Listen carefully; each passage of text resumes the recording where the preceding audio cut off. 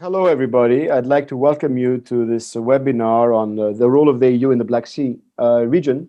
This webinar is the third of a series of webinars under the rubric of geopolitical struggle in the Black Sea region, and it's a joint initiative of the Center for International European Studies and the International Institute of Peace that's based in Vienna. And we've had these webinars about once a month. We had one in February that dealt with a struggle named a struggle for dominance in the Caucasus, and it was very timely given developments in the Caucasus at the time. Our second event was in March on shared and strategic interest in the Black Sea region, a very interesting and heated debate between our Russian speaker and speakers from Georgia and Moldova and Ukraine. And this is the third one and then we plan to have a fourth one, a different format in May, where we will have a series of 3 or 4 short one-on-one interviews with key experts, in particular with relevance to the conflict right now in the Black Sea regions, particularly Ukraine and Russia and so on. So I'm glad that we have a distinguished group of experts with us. And let me briefly introduce them. OANA POPESCU-ZAMFIR, who is the director of the Global Focus Center in Bucharest, and she's also the editor-at-large of Foreign Policy, the Romania issue, contributor to Stratford and Aspen Review, among others. She's had the wide policy experience, at some stage also having been Secretary of State for European Affairs at the Ministry of Labor, Family, Social Security and the Elderly, been involved with everything and everywhere across the region and across the Atlantic. Also with us is STANISLAV SECRIERU, old friend, senior analyst at the EU Institute for Security Studies in Paris. He's been there since 2000, I think September 2018, has served in a number of research positions prior to going to the ISS, such as the Polish Institute of International Affairs in Warsaw, the Open Society European Policy Institute in Brussels. He was a fellow at the NATO Defense College in Rome and the IEP, Institute of European Politics in Berlin, and so on. So wide experience from the region. We have also DIMITAR BECHEV, who is a non-resident fellow at the Atlantic Council and a fellow at the Institute for Human Sciences in Vienna. And he's currently based in the United Kingdom. And Dimitar is another one of these well-known experts of the region, has a very interesting book about Russia in Southeastern Europe. A new book, he's been working on a couple of books. He's written a book also about Northern Macedonia, and we were just talking before we came on live that a book that he's edited with Stanislav SECRIERU and Nicu Popescu on Russia and in the Middle East and North Africa will be coming out in the next couple of months.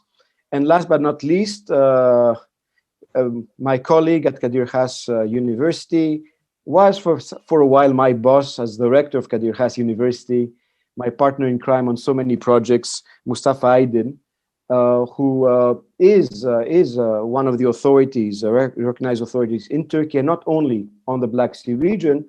And as in our conversation before we came on, Stanislav SECRIERU reminded us that, you know, MUSTAFA AYDIN had actually written a Chaillot paper for the EU Institute for Security Studies when he was a visiting fellow some 15 years ago. And it was one of the few papers at the time that, you know, from the Institute about the Black Sea region.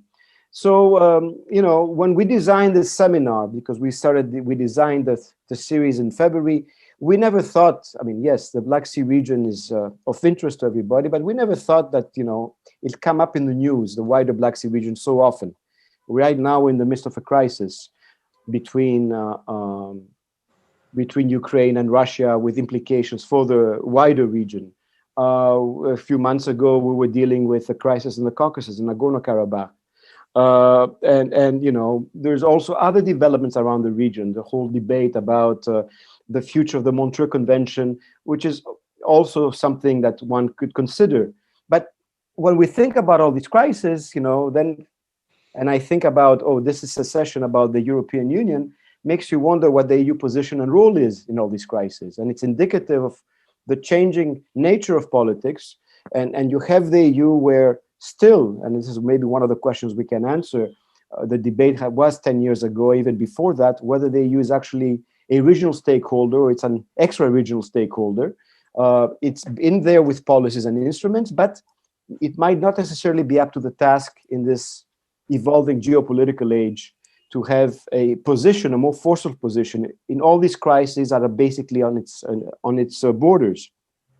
So I've asked the speakers to each give us about a 10-minute sort of presentation about what they think about the EU role is, and then we'll get into discussion with everybody that's with us.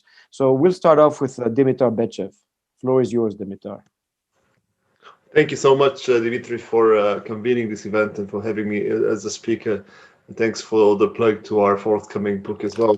So here are my 5 euro cents on the EU role, and it's a typical half full, half empty presentation. So let's start with half empty, because obviously there's lots of room for skepticism these days.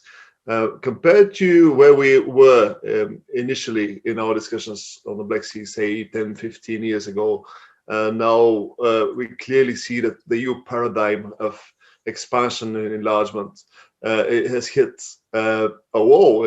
Enlargement is off, not just in the Black Sea, where it never really took off, but also in closer regions as the Western Balkans. So the likes of Georgia, which is hoping to launch its candidacy in 2024, but also Ukraine and Moldova don't face this prospect of reinforced EU commitment and expansion being pushed forward. So that's number one. Second, and connected to this, is that the whole vision behind enlargement is in deep crisis. In other words, the transformative power many of our colleagues were writing about in the good old days seems to not to be working, or if it does work, it is not working in the way that the drafters of the European Neighbourhood Policy and the Eastern Partnership and the like envisaged it. What do I mean by that? I mean, look at political elites. Not just in those neighboring countries, but also in some of the new member states, or so-called new member states, the amount of the capacity they develop to talk the talk of EU integration without actually conforming to the norms. And in the case of several member states, including the one I'm coming from, to subvert the normative dimension of the EU. You don't need to be a Viktor Orban. You don't need to confront directly those policies. You could just ignore it, or build your autonomy at home and engage in good old clientelism and state capture, let alone what happens beyond EU frontiers. So that's point number 2, that transformation doesn't quite work as we hoped it was back in the day. Thirdly, and more relevant to the Black Sea, the rules of the game have changed, and hard power is much more central compared to economic power or soft power in the good old days. And as we know, for all the talk about strategic autonomy, EU has no military capabilities, or if it does, they're very limited.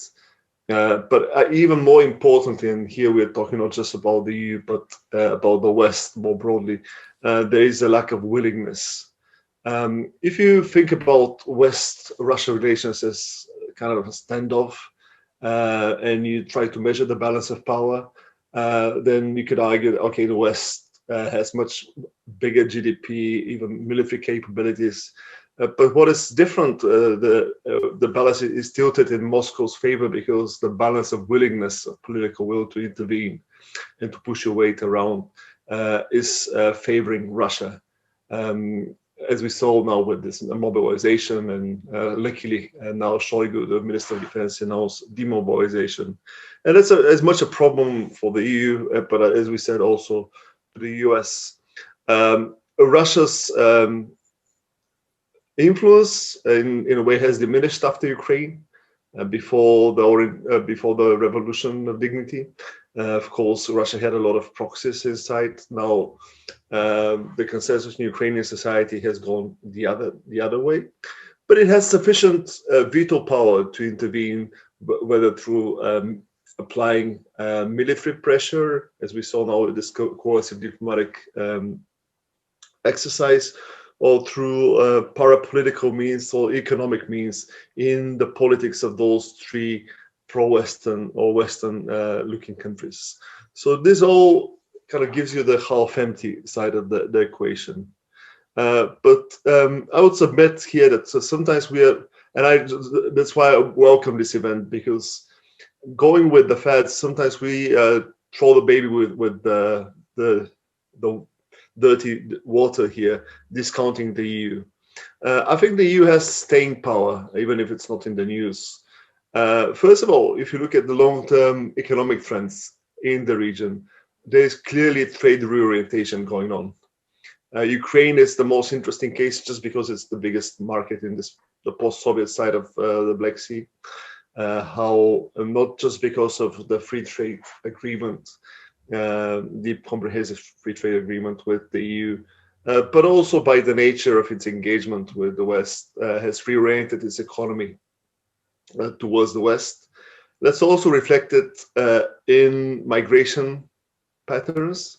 Back in the day, Moldovans, Ukrainians, and others would go to Moscow, and I'm sure that Stanislav will have much more detail here and much more insightful thoughts to share on this front. But now they're heading to the West. The biggest Ukrainian migrant population is in Poland, and obviously elsewhere in Western Europe. So, and also, despite everything, there is a pro-EU constituency in those three countries, despite all the dysfunctionalities. We saw with the election of Maia Sandu in Moldova. I mean, Ukraine is a more specific case because there are a lot of domestic issues at play, but there is a pro-European consensus. And for all the problems we see in Georgia over the past 2-3 years, we also know that there is a general Western orientation and pro-EU consensus there to this, irrespective of which side of the table you are. And this gives the EU some diplomatic leverage. What Charles Michel accomplished in Georgia, and of course the proof is in the pudding. We don't know how it will play out, but it's important to underline this deal secured in Georgia comes on the tail of more prolonged effort to intervene in the politics of Georgia.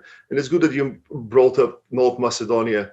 I see some parallels, the way the EU got involved in managing a similar polarization in 2015 until 2017, with what is happening in Georgia. Of course, there are differences too. So the bottom line is that the EU is a diplomatic and political player as well, despite the lack of military capabilities.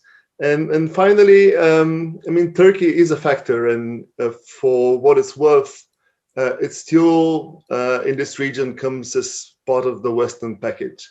Of course, it's developed its own identity. It doesn't want to be attached either to Russia or to the West. It looks at itself as a third pillar. But from the perspective of many of the regional countries, obviously now with the Ukrainians, but also with Georgia and others, Turkey still counts as part of the Western alliance. So that all, just to conclude, gives us this idea that despite the apparent notion that Russia had managed to change the rules of the game, and its hard power, and the empire coming back, there is a more subtle balance, and the EU has a few cards to play still in this region. Well, thank you, Dimitar, for really, I mean, really, you started off saying it's a glass half full, half empty description of the EU role, and that's exactly what you've done. That's exactly what you've done, and I think it's very interesting. Also, your references to the fact that many of the political elites from the region are willing to talk the talk and not walk the walk. And this is in contrast to the fact that when you talk about the longer term trends, the trade reorientation and so on, the EU seems to be successful, but the normative element is actually really lacking. So let's move on to OANA, POPESCU-ZAMFIR, for her contribution, her 2 cents about the EU's role in the region. Thank you to both Dimitris, and now I feel compelled. While Dimitri was talking, I was making a few notes, looking on the positive side, because I think looking from Central Eastern Europe, we tend to have our frustrations vis-a-vis the EU and its stance in the Black Sea region. So I think I focused more on the areas where there's still much more work for us to do, but I will give it that, and I will come back to it later on, that there's actually something very relevant that the EU can and should do in the future as well. Let me start with what I see as the EU's problems in the region, in the sense of better defining its role, and as you said, whether it's going to be a regional or extra-regional power, and whether it's going to have any relevance at all. I think the first one is an identity problem. It's about how it defines itself and its role. And if we look at the Black Sea region, and if we actually look at the wider region, because I think we do have sometimes the temptation to carve out the Black Sea, but that would really be carving it out of the Baltic, Black Sea, Mediterranean larger region that it is a part of, and that is very relevant for understanding what actually happens in the Black Sea. So when the EU looks at this region, it sees its role primarily from a trade perspective, as a route for trade and communication and connectivity, if you want. And that is a completely fair perspective. But I think it tends to neglect or put less of an emphasis on the security dimension of the region, because the challenges, while the opportunities are clearly there in terms of trade and connectivity, the challenges are mostly of a security nature. And so that is where I think the EU could use a lot more focus. And here's where we discuss about the limited development of the idea of strategic autonomy and so on and so forth. So this is the first thing about how the EU sees itself and its potential influence in the region. The second problem is a problem of relevance.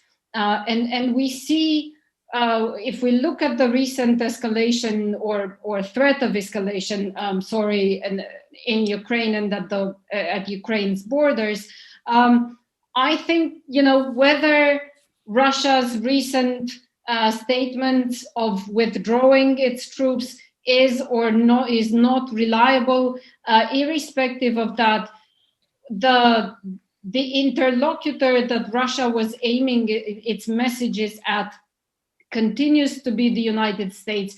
It is, I think, exclusively the United States. And I think we see in the interactions between Russia and the European Union what a limited role the European Union plays as an interlocutor for Russia, including in the region. And I think that is where we, considering Russia's long-term objective, which I think has very much to do with reclaiming a position of influence, which allows it to define the European security architecture, and including the global order.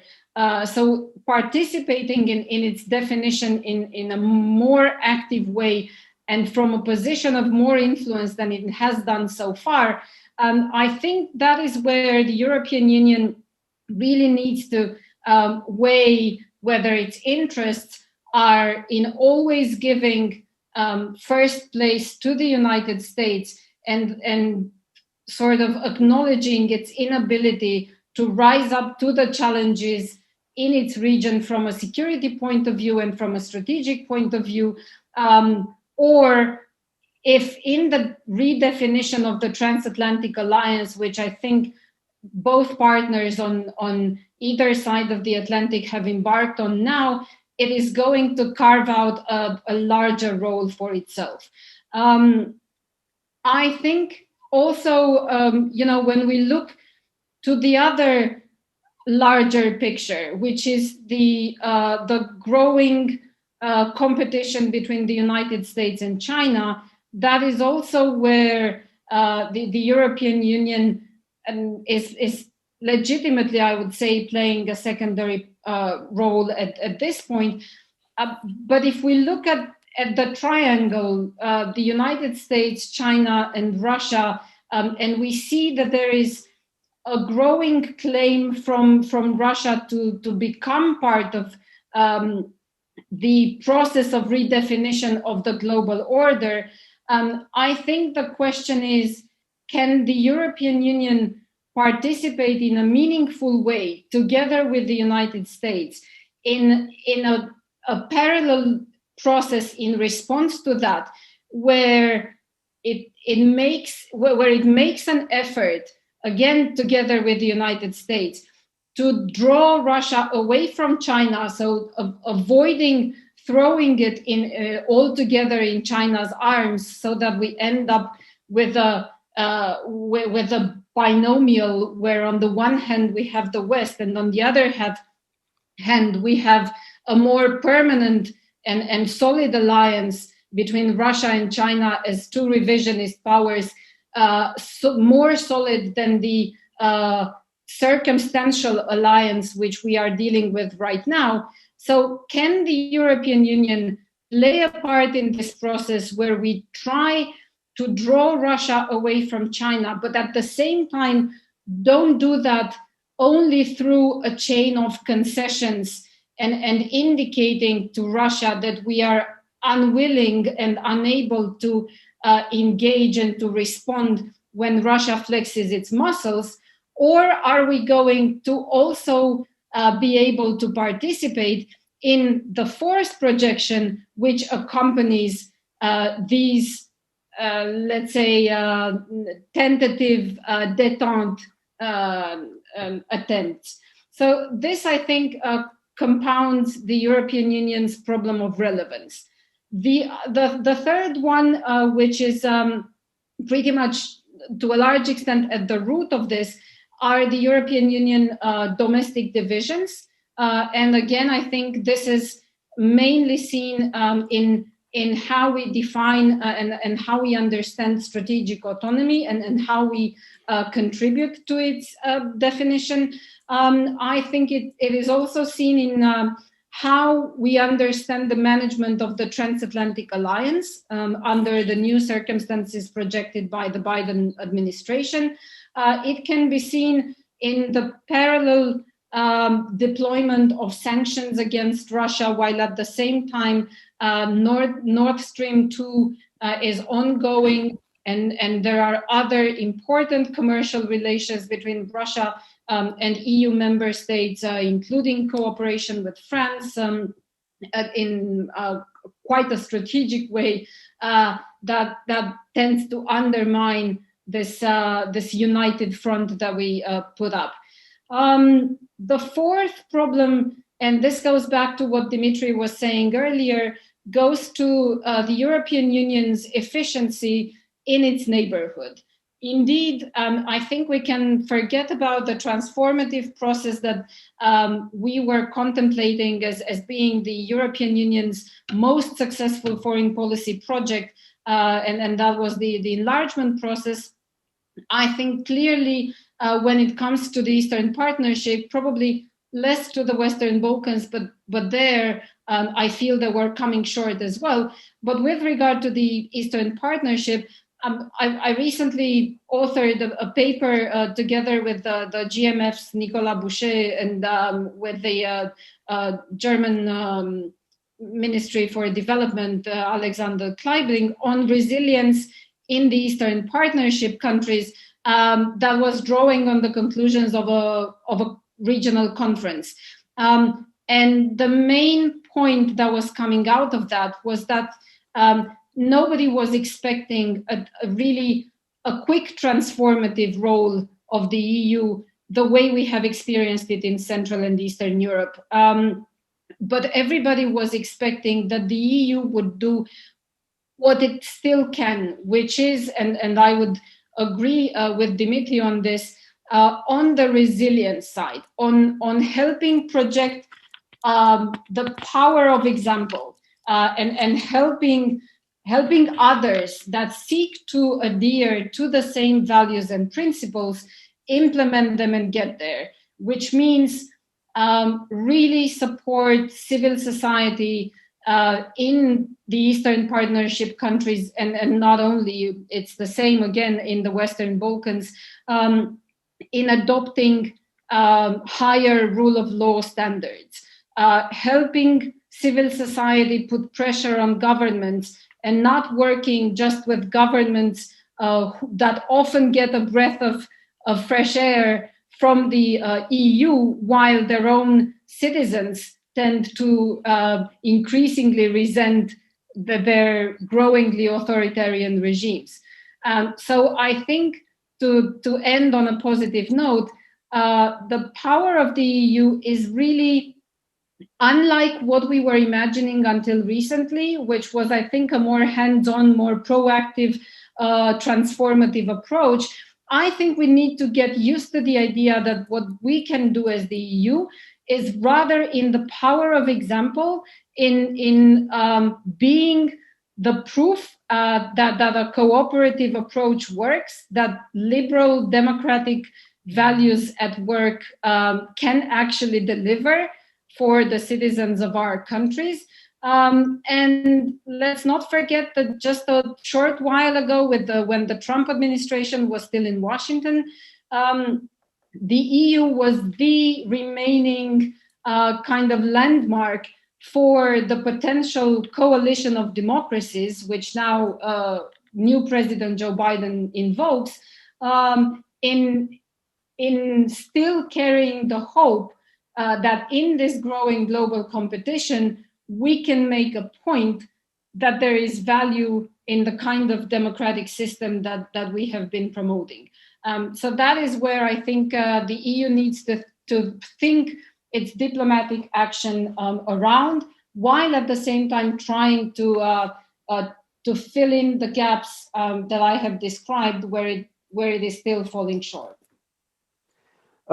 Thank you very much. I am trying to, as I was listening to you, I mean, and the way you've presented, I think, 4 main points about the EU and its role and its identity problem and the problem of relevance, trying to think about when you end up with, you know, the EU as a power of example, then I think as an EU citizen and observer, well, but that's limiting the role of the EU at a time when so many challenges are going on. And of course, we know that the EU cannot really take part strategically on issues, because when we talk about the US and we talk about China, we talk about Russia, we talk about unitary states. And of course, the EU is what it is, right? And we cannot even agree on, as you rightly said, on the content and direction of strategic autonomy, much less. And then you see the different ambivalences in EU policy. We follow through with Nord Stream, Germany does, but we still have a sanctions regime on Russia. I mean, and so so at the end, the EU ends up limiting its role.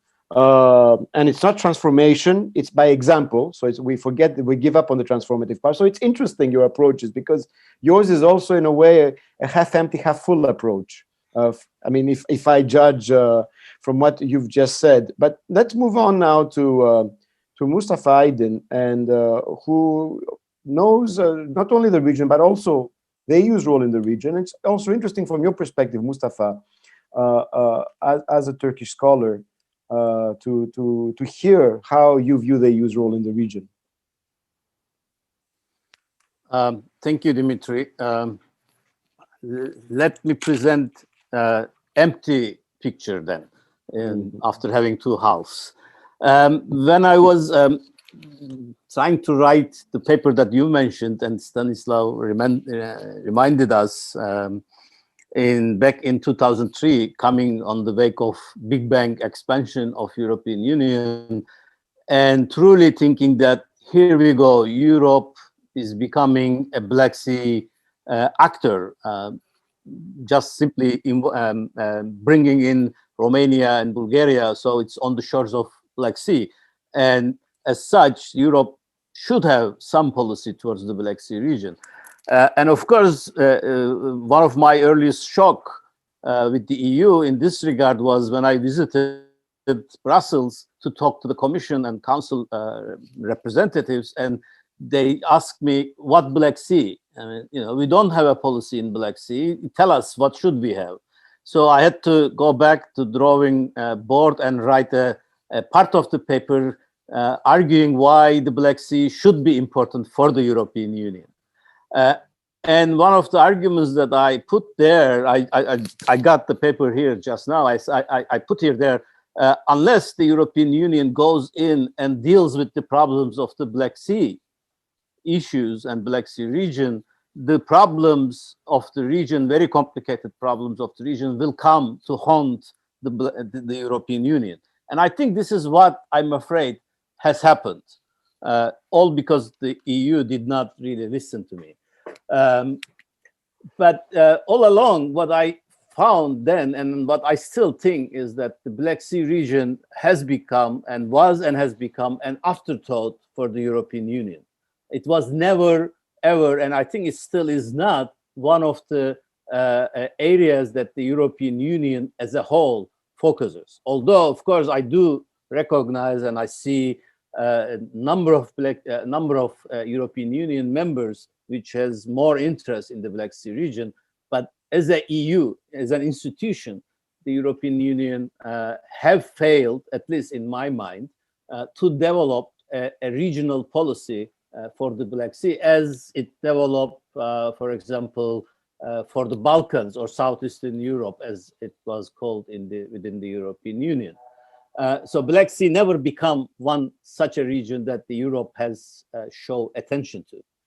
One of my arguments all along the years, and I still think that it's the value of the European Union in the region, is that the EU has a unique potential of creating a conflict prevention and crisis management structures within the region. This was my argument 17, 18 years ago. I still do argue that among the actors that are interested in the region, whether they are regional countries or extra-regional powers, the EU has this unique power and experience in developing this conflict management and crisis-solving expertise, which it could really deploy into the region if it decides to cooperate with regional countries, which has not happened so far.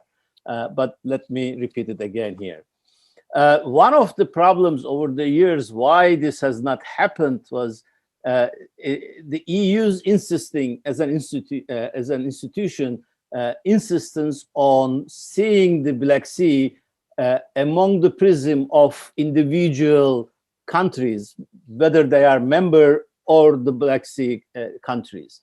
So as a result, the region never had a holistic approach to the region as a region.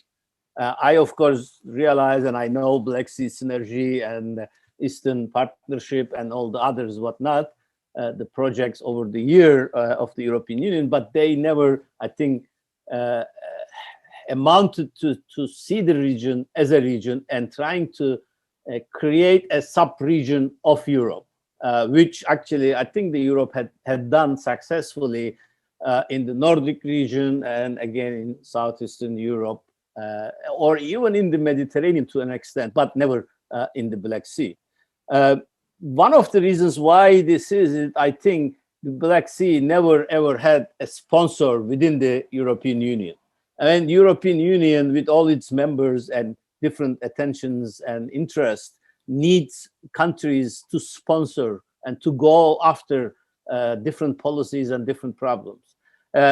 Greece at one time tried to be that country to do that. It was maybe too small or not that much interested. Romania, Bulgaria, at times, maybe Romania more tried to do that, but never ever succeeded. They never became sponsors in a way that the other bigger countries like France maybe, or Italy, Spain were sponsors for the development of Mediterranean policy. So this is a kind of I think it's still the biggest problem of the European Union. As a result, what we have seen in the region so far is kind of a disorganized a policy, one policy after another, and sometimes contradicting each other and coming on top of another, the earlier ones. Of course, as Dimitar has said, the rules of the game has changed in the Black Sea region so much in recent years. And in fact, I would argue that it has changed several times, in fact, since the early days of Europe's coming into the Black Sea. But the problem of the Black Sea having this short interest span when it comes and looks into the wider Black Sea region did not allow the European Union to understand exactly what the rules of the game in the Black Sea region was and how it can really effectively deal with changes in the region. One of the results of this short interest span and disorganized policy and this lack of sponsor within the EU about the Black Sea was a kind of an unwillingness from the European perspective to be involved deeper in the region and invest into it wholly. OANA already mentioned that one of, well, I think the most, I agree with her that the most successful peacifying policy of the European Union has been enlargement. Transformative power of the European Union came with the enlargement. We have seen what has happened in the Eastern Europe. But from the very early days on, the Black Sea was never on the agenda of enlargement. And after this, EU has become, in a sense, Black Sea power. Its enlargement fatigue had set in by the time, and it never gave a chance to countries of the region to go through to that process. One of the also issues so far, and this makes me less optimistic as far as the EU position and role in the region currently, is that it always seems to be preferred to taking the back seat to NATO and United States in the region. And this was the case in early 2000s, and I think still is the case in today. I often told this story, and I think Dimitrios has listened this a number of times, but when I wrote this paper and it was ready to publishing and I was ready to come back to Turkey, and the institute at the time told me that, you know, Black Sea is not really that much interesting for the EU policies, so we should be maybe not publish it. I said, fine, I'll publish it somewhere else. But you know, you should be careful what you are saying because the Americans are coming. That's what I said. And after I came back to Turkey, 3 months after I came back, I received a phone call and then later on an email saying that they are very much interested because by the time the United States announced its wider Black Sea region policy towards the area, and then suddenly Europe was interested. And I think this is what is happening again now. After 9/11, we have seen increased attention from the United States to the region, and the US is just took the back step, or kind of a bandwagoning the United States, come into the region and took the areas of its interest, maybe kind of transportation, energy, environment, and kind of a soft security areas, but leaving the hard security, the big problems to the United States to deal with. When the United States lost its interest in the region, and I think it carried the EU away from the region too. That's an unfortunate, because I always thought and still think that the European Union, as a kind of a non-hegemonic actor in the region, could make a fourth wheel of the car with Russia, Turkey, and Ukraine. Could balance these three bigger actors, regional actors in the region, and could really make a difference. But that's unfortunately never happened. Now that we are seeing more increased attention from the United States and NATO towards the Black Sea region because of this change of Russian change or Russian kind of gambit, putting more pressure on the regional politics, the European Union is also trying to make show more interest. But this kind of haphazard interest coming and going into region, I think would not really produce much results. Finally, I think my time is up. Let me mention a little bit about Turkey. This is something that I always regretted. When Turkey lost its interest or ability to move more towards the European Union membership, and when the European Union lost its interest to involve or include Turkey in its expansion, one of the results, I think, was kind of an unconscious result on both sides, was kind of a competition, unintentional competition in number of regions or neighborhoods where Turkey and the European Union came together. This included Black Sea and the Caucasus.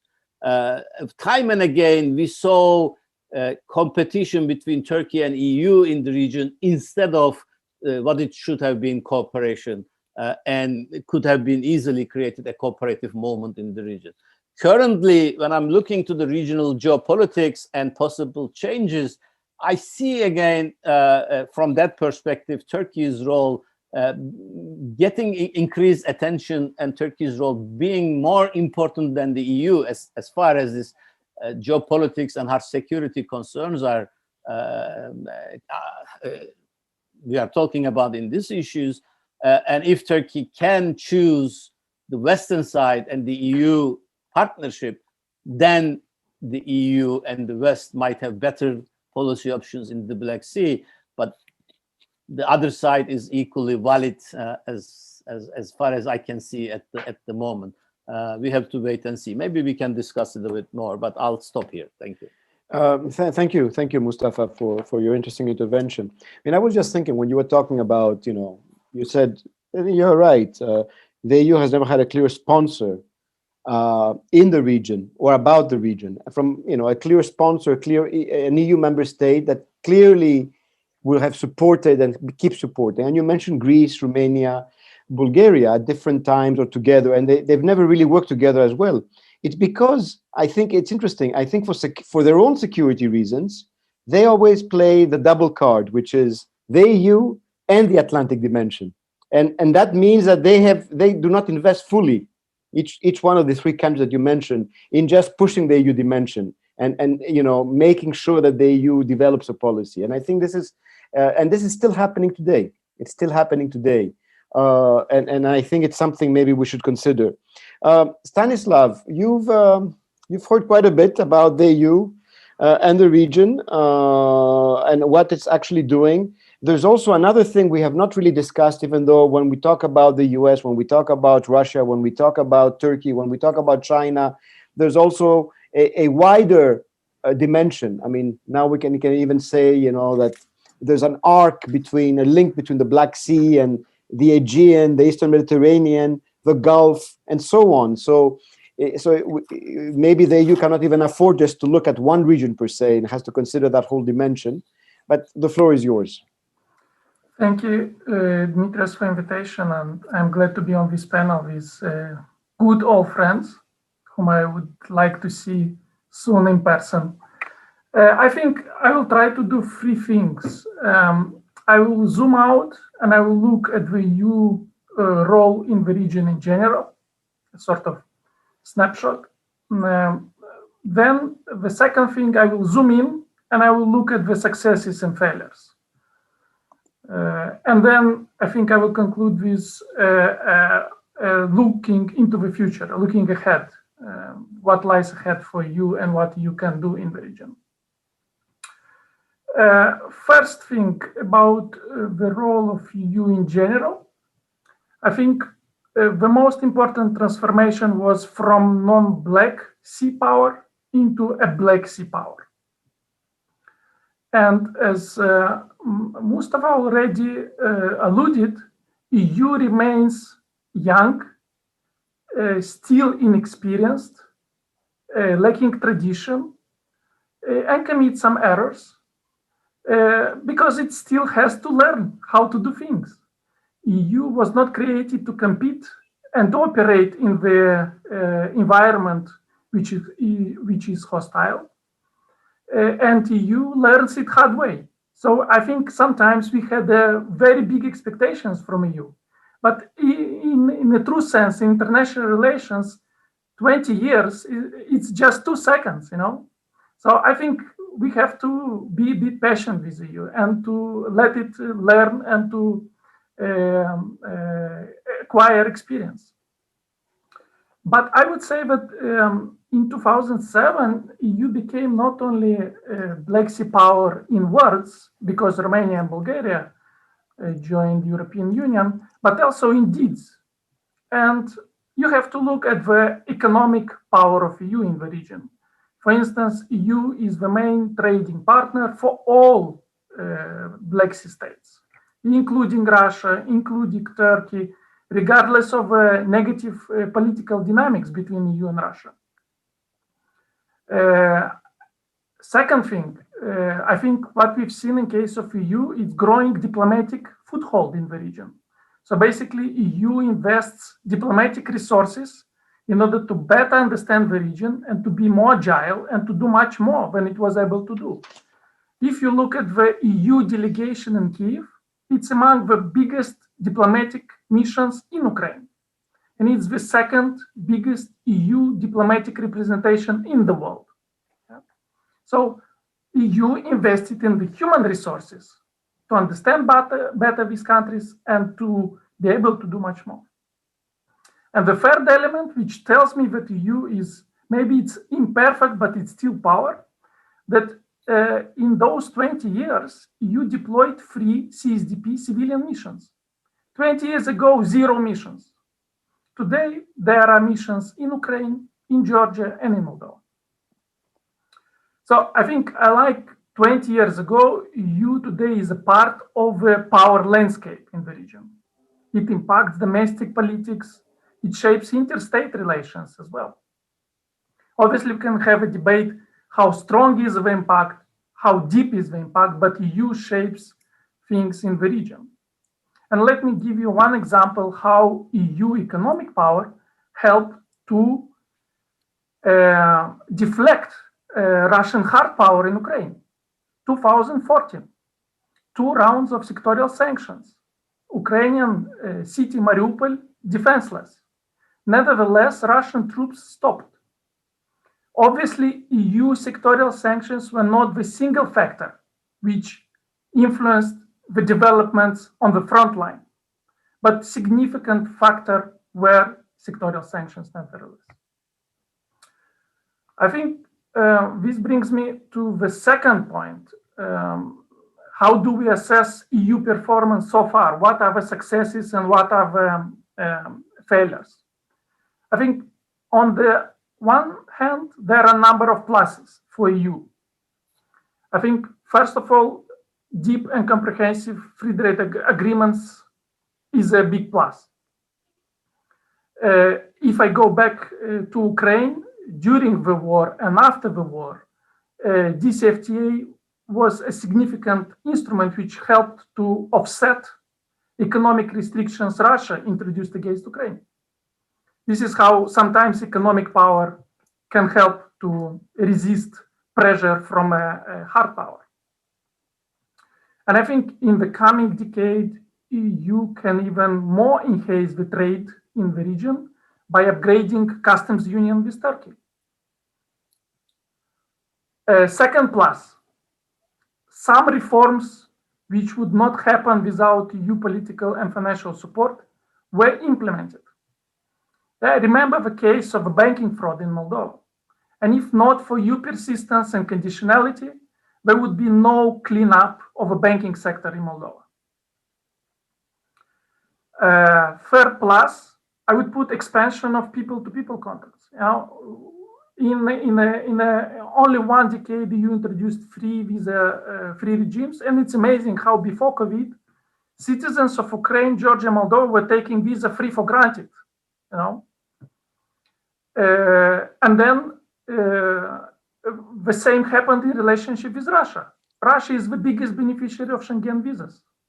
Yeah? Despite the lack of visa-free regime, there is a visa facilitation. So people were traveling and visiting each other much more, the traffic between Europe and the region. I think a plus for you are numerous projects which interconnected countries, be it in the energy sector, be it in the infrastructure. For instance, this big, amazing project in which Turkey was part of, EU Southern Gas Corridor, was sponsored by EU. Yeah? And now we have a gas which goes from Caspian Sea to Italy. Obviously, EU was not the single player, but it played the role of big interconnector. And I think Dmitry mentioned, but I think that what we see is evolving EU mediator role, or a role of mediating power, which mediates internal conflicts, but sometimes mediates the disputes between the states.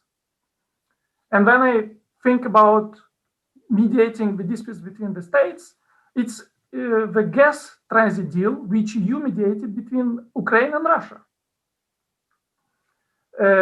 EU was part of a mediating team, which included the United States and Russia, to ensure peaceful power transition in Moldova in 2019. And apparently it was a successful mediation, but let's see how it will be implemented in Georgia. So it seems that the EU is acquiring the role of mediator. It's niche. On minuses, I think I wouldn't be too harsh with the EU. I already mentioned that it's a still young power and has to learn a lot, but still there are some minuses. I think EU acted out of best intentions when it supported reforms, but many reforms which you supported were not successful because the focus was on the modernization of legislation and not on building institutions and implementation. And it's easy to change the legislation back than to kill a functional institution. Second minus, I think EU underestimated, at least until 2014, the importance of strategic communication in the region. I think we've discovered that disinformation not only divides societies, but because of COVID-19 and disinformation against vaccines. And if you look at the opinion polls, how many people would like to get vaccine in the region, now we can say that disinformation kills as well, because people don't want to get the vaccine, which increases the risk of getting virus. And then the last minus, I would say that, and I think OANA mentioned it, EU focused and overemphasized economics, and it's natural because EU is economic power, first of all, and it's underinvested in the security dimension. And then EU invested, and I mentioned civilian CSDP missions, for example, or sanctions against Russia to stop it in Donbass. It did often reactively, rather than by the strategic design. Well, I think if I look ahead, I'm an optimist. I think if I look ahead 3-5 years, I would say that the demand for EU in the region will increase the demand in the societies and the demand within the states will increase. I think three factors will drive this demand. First is COVID pandemic. Second, societal transformations in the Black Sea states. And the EU is seen often as the ally of reforms power groups in the region. And volatile security situation. Basically, Russia pushes regional states to pivot more to EU, to US, and to Turkey as well. And if EU wants to rise up to the increasing demand and better ensure its economic and security interests in the midst of great power competition in the region, EU will have to increase the supply side. EU will have to do much more.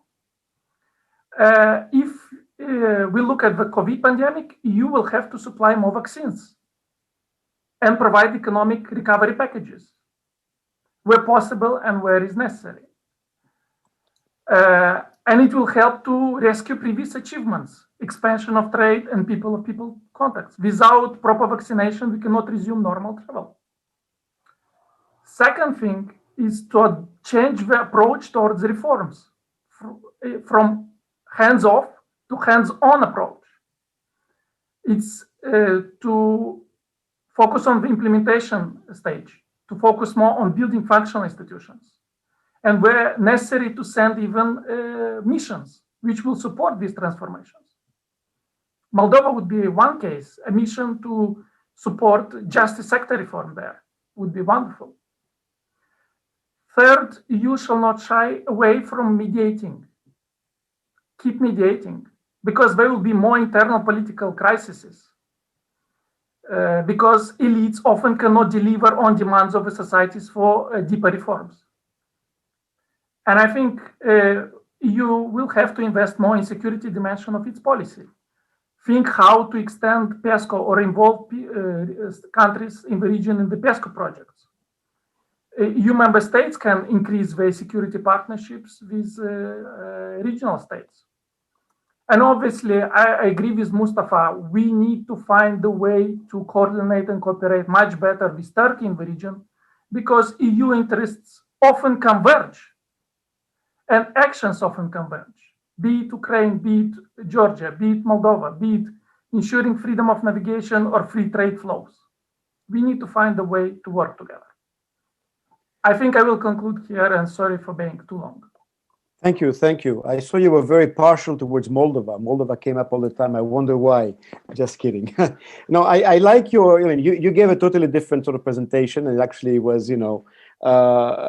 very good in terms of promoting what the EU does. The only thing I keep thinking, though, is whether that calendar, the EU can afford the pace, 3 CSDP civilian missions in 20 years, doing the thing it's doing, more mediation, but can it afford when the world is changing fundamentally very quickly? And I think this is one of the dilemmas, and I'm sure the EU is very much aware of it.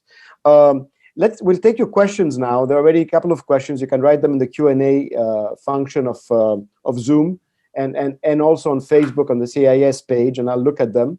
One of our speakers will have to leave soon, but maybe I'll go through the first question. It's been there for a while. Actually, well, the two of them from Theo Moga, who is a colleague at the university in Iași, who asks whether, he says, don't you believe that without a medium long-term enlargement perspective for at least some of the eastern neighboring countries, the EU is losing face in the region? And linked to this, don't you believe that the resilience concept is a bit overrated? It was mentioned by some of you. I personally see the resilience building in the Eastern Partnership region paradoxically as a defensive response on behalf of the EU, which marks a radically scale back at the level of the EU's ambitions, which in the long run can be detrimental for the EU's activeness. And it's high time for the EU to look bolder. That one, and then one more, and maybe which is by Ali Kilinch. What does the EU think about the new Istanbul Canal, the Channel project, in terms of international maritime law and in terms of security? So, and then we'll take the third one later. Maybe Dimitar, maybe you're the first one to you can answer very quickly before you take off. Yeah, I don't think that you will be bold on any of those issues. It won't make a big move on enlargement. It's about EU is busy with itself, and that's how it will be in the foreseeable future. But my understanding, and maybe Stanislav can chip in there as well, is that countries themselves appreciate that the expectations are managed on both sides. So the question is how much you can do in this interregnum, which might last for another couple of decades. But I don't think anybody expects that there will be a big bang enlargement anytime soon. But there's plenty of you can do short of that, I believe. And what's your take on, if you want to answer, on the Istanbul Canal, Istanbul Channel? I don't think they're up at night about the Istanbul Channel. It's kind of wait and see. EU is very reactive. It has to trickle down. The moment that several member states, and I don't see which member states will speak out, then there might be some action, but it's not something that is vexing Brussels institutions right now. Thank you, Dimitar. Thanks a lot for the invitation again, and apologies to everyone for that I need to leave earlier. You owe us big time. Lunch, dinner, drinks, whenever we meet again. Thank you, much appreciated. OANA, do you want to tackle any of the questions or both? Yeah, sure. I mean, and sorry, and the comments by your interlocutors as well, right? Yeah, go ahead. Sure, and I think I'll look to the first question primarily. And I mean, frankly, the main thing that we need to keep in mind, and that is, especially when we assess how satisfied or dissatisfied we are with the EU performance in terms of being a regional and more than a regional actor, is that when the EU was able to project its transformative power, those were completely different circumstances. It had no opposition or competition at the time in the region. And so I think we need to come to the understanding that those were unique circumstances, that it was, I don't know if I should call it an accident of history, because that, and I find it hard, having been among the beneficiaries of this accident of history, I find it hard to let go of the expectation that that might happen again. But the circumstances that we are in now are radically different. We're dealing with powers that on a global level, like Russia and China, and not only, that are actively reclaiming their role in the global architecture and in the European Eurasian security architecture. The EU has strong opposition when it comes to its eastern region. So I think while I would completely recommend that we keep the enlargement perspective in sight, and I really believe that it's too strong an instrument to be simply just discarded by the EU. And I think it needs to be there but it needs to be there for a future, an indefinite future, when the opportunity arises for its implementation and when circumstances again allow for its implementation. Before that, I think we need to accept the fact that, yes, it is a scaling back. Absolutely, it's a scaling back of the EU's regional ambitions, but it's not just because of the EU's lack of capacity. I think we frequently forget that. It's not just the EU, it's not just its lack of capacity and our internal divisions and so on. It's the external circumstances that have changed. Look at how much Turkey's role and Turkey's vision for foreign policy has changed. Look at the entire region. So I think this is, we need to uphold the enlargement perspective, but in the meantime, I think resilience is the one thing that's left for us to invest on. And I would agree with Teo Moga that this is it's a bit of an elusive concept, and I don't think we should look at resilience in a very black and white way, where we think that the EU is able to somehow equip these countries to resist without any problem the onslaught of Russia over their societies and states and systems of government and so on. But what we can do is still to try and exercise our influence in the region as much as possible, accepting that we're not going to be able to take an active part and to kind of lift the responsibility off the shoulders of countries like Moldova or Georgia or Belarus or whatever, to handle their own issues domestically and their own issues with Russia and with others. But we can help, and I think we should be helping in ways that Stanislav enumerated already. And vaccines is just one example that really easily comes to mind. And then that also does not preclude the EU's ability to take a more active role when it sees fit and when it is able to do so. So again, I'm not saying let's just focus on resilience, build up civil societies and rule of law internally, build up economic relations, and then just forget everything and everything else, and don't bother. No, absolutely. I mean, I started by saying the EU has not invested enough in its security perspective and in its security approach to the region. But the two things need to go in parallel, and I think we need to be realistic about our capacity to achieve either. I hope that answers the question, even though not necessarily providing the best perspective. Okay, well, thank you. Thank you for very interesting answer. But you're right, it's true also. I mean, it's how one sees it. It's very easy to be dismissive, and at times we all are dismissive of the EU and its ability. But I also agree with you in terms of, transformative power was there at a particular moment in time when it was allowed to do so, and the context has changed, circumstances have changed, and therefore the EU has had to adapt also. And I think this is something to consider. Mustafa, I deleted by mistake the question on Istanbul Channel. I was so I'm just apologizing to the person who actually wrote it. But there's also another question that maybe you want to answer. Istanbul Channel, also the question here from Georg Krakenberg about the freedom of navigation in the northern part of the Black Sea, where Russia is blocking for about half a year, not just a few weeks of maneuvers, right? And the argument that it's blockading international waters. So how do regional states react to this? Okay, let me start with actually saying a few words about Theo's remarks. I agree with him anyway in general terms. I think when you take out the enlargement policy from the table, you loosen quite a bit for the European power and muscle, especially in this region.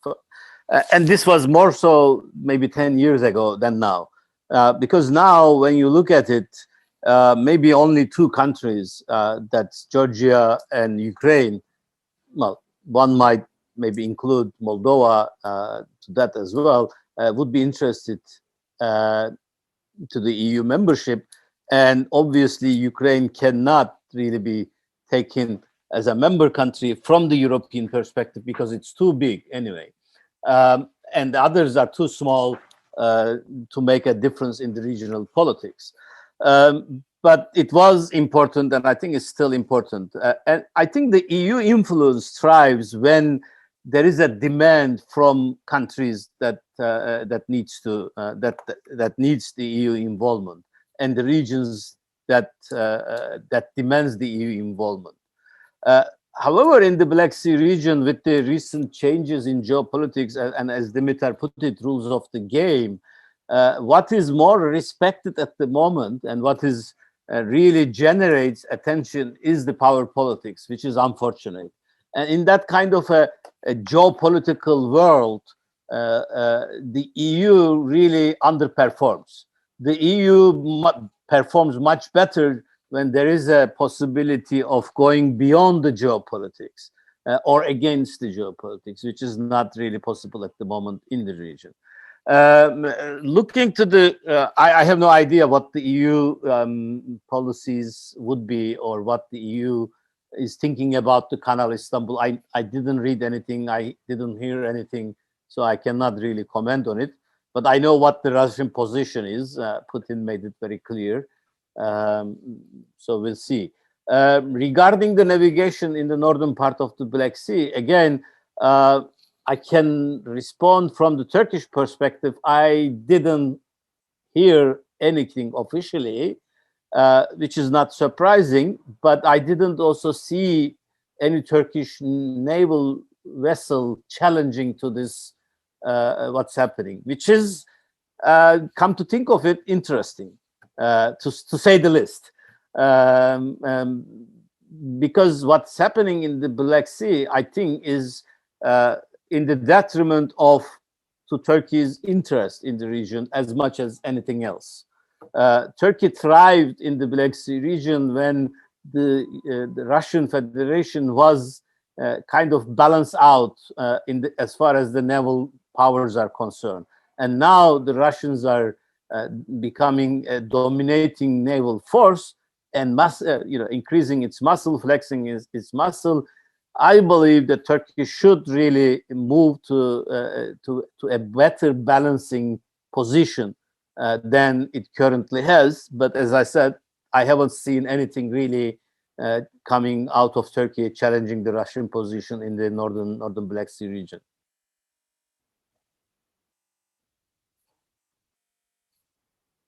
Your sound, Dimitri, you close this.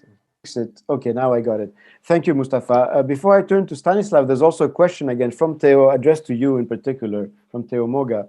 So how can the EU improve the security dimension of its partnership with the Eastern Partnership states when a quote-unquote young power, as the EU is, actually youngest when it comes to security, and when the whole historic EU experience has been one about desecuritization?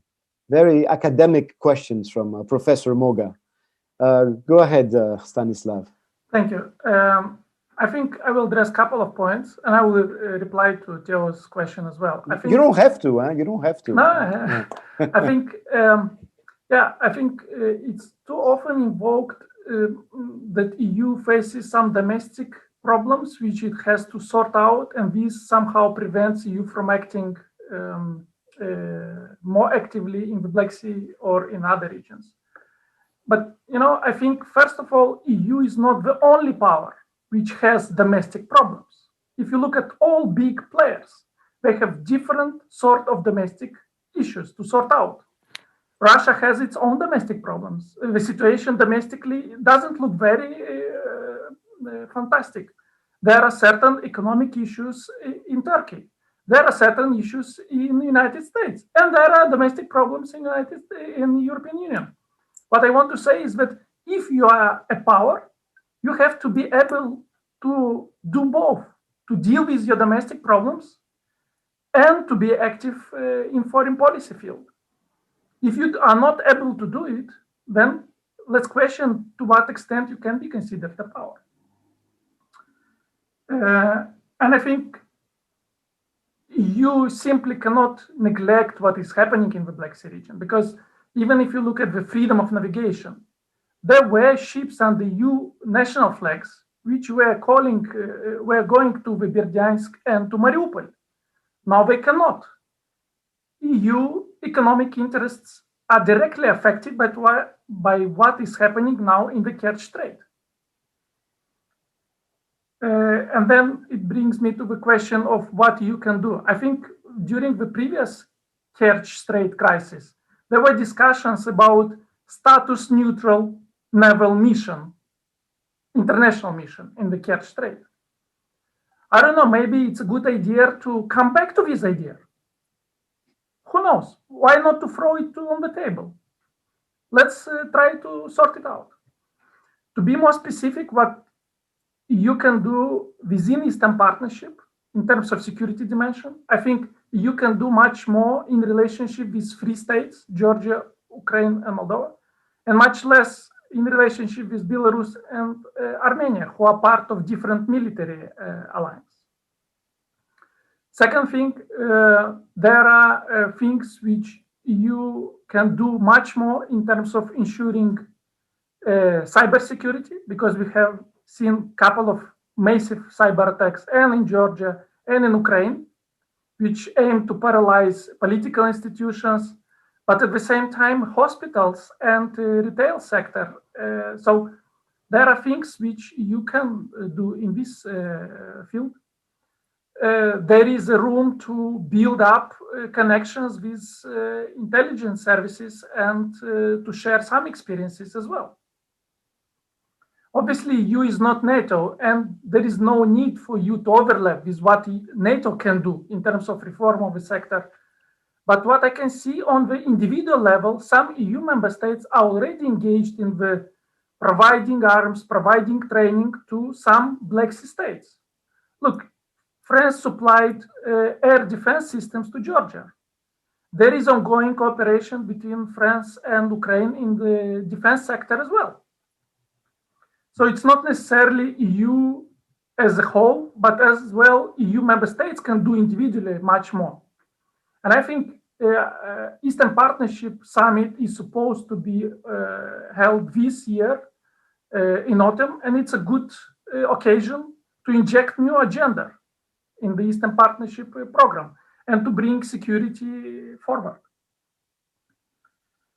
And I think a last point about EU and how slow it is. It's true, you know, it's amazing task to coordinate the work and policies of 27. But if I look back in 2020 and analyze how you reacted to COVID epidemic and demands which were coming from the region, the decisions, for me at least, were adapted very fast. So in case of EU, I see a sort of understanding that some decisions have to be made much faster, that EU should become much faster. There is an effort to do it. Second thing, I see that there is an understanding that EU has to communicate much better. And for instance, I followed the entire story of mediation and how it was reflected on Twitter of EU delegation and other EU institutions. And if I compare to how EU was communicating 1 year and what is happening now, it's a revolution, you know. It's more engaging, more attractive, more appealing. It's different type of communication. So to conclude, I see the weak points of European Union, but at the same time observe the effort to overcome them. It's an open-ended process, and let's see what will come out of this effort to adapt. Thank you, Stanislav, for your interesting points. I mean, you know, it's interesting. I understand where you're coming from in the sense that years ago I was doing the same thing you were doing, right? Working at the same institute, and there, of course, we put on our EU hats, and we try to, you know, yes, we are openly critical also about the organization, but it's about advancing its interests. And I can see a lot of what you are saying, because we have an outsider sort of perspective, and you're trying to give an insider's perspective. But on the other hand, I also know that, you know, things are moving slowly. Mustafa and I right now, with another colleague, Hannah, are doing an update of a report we wrote 10 years ago, 11 years ago, a strategy for the Black Sea region. And you know, there we had a much more, we had a 2020 vision for the Black Sea region. We wrote this in 2010, and we had a much more optimistic perspective. Granted, what OANA says, that the context has changed, and we have to take all of that into account, and things we could not have fathomed back then have occurred and have changed the dynamics. But nevertheless, as we are writing this right now, we are struggling to come up with a positive spin, right? And so, for example, you mentioned before in your intervention the issue of, you know, the EU being on the ground, and you know, the delegation to Kiev being the second largest. I think the biggest one is to Moscow, right? And the second one is to Kiev. And I remember the argument years ago, you know, with the treaties where you had now EUSRs appointed, and the argument was, should they be flying back and forth from Brussels, or should they actually be on the ground? Okay, the EU has moved, and it's actually doing much more on the ground. Good. But the question still is can it meet the challenges? That it will survive, I agree with you. And I agree that over the long term, the EU is learning, is coping, is adjusting, and has multiple tools. But whether it can meet the challenges or it's going to be overtaken by the context and the dynamics that are rapid, the systemic change and how this is going to affect everything is something that, makes us worry. And I think as Mustafa and I are working on this, we are struggling to come up with a more positive spin. I think you agree with me, Mustafa, right? Sure, obviously. I mean, 10 years ago, of course, there was much more enthusiasm and much more positive thinking. Everybody was more excited to try to bring in different actors, different policy tools, and we were much more hopeful for the positive results. Now, 10 years after, seeing these policy tools either employed or used or never really used, and seeing the change of geopolitical structure and the rules of the game, it's becoming more difficult to think of all these alternatives, or maybe personally, I fail to see a newer role and in the region for the EU for various reasons. But one of the more important reason is that I fail to see an interest within the European Union regarding to the Black Sea region and the problems of the Black Sea region. And one of the the reasons for this is that many European Union member countries have their own special and differentiated relationships with the regional countries, including Russia, which is poisoning the EU's ability to bring positive agenda into the region. Let's be open. Say that it was the 2008 NATO Summit that really created what we have today. In that summit, when the NATO decided or couldn't decided to take in or give a positive response to Ukraine and Georgia, that started a chain reaction and development. And a couple of the countries which were more important in taking that negative response was European Union members, France and Germany. Nobody talks about this openly and mentions these things openly, but both countries have their differentiated relationship with Russia. And having all this, it's very difficult to see how the EU can come up or use policy suggestions that we could come up regarding the region. I think that's make me even more pessimistic than anything else.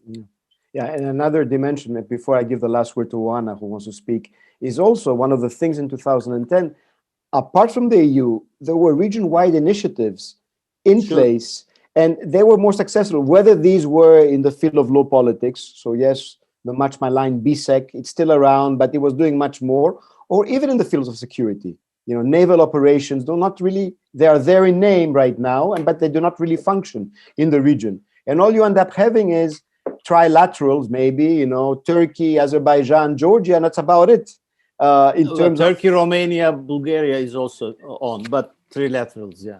But these are not regional in that sense, and they're a consequence of the changing context. OANA. Yeah, I mean, just very briefly, I think eventually the way you assess an organization's strength and resilience, for that matter, under changing circumstances is through its capacity to adapt.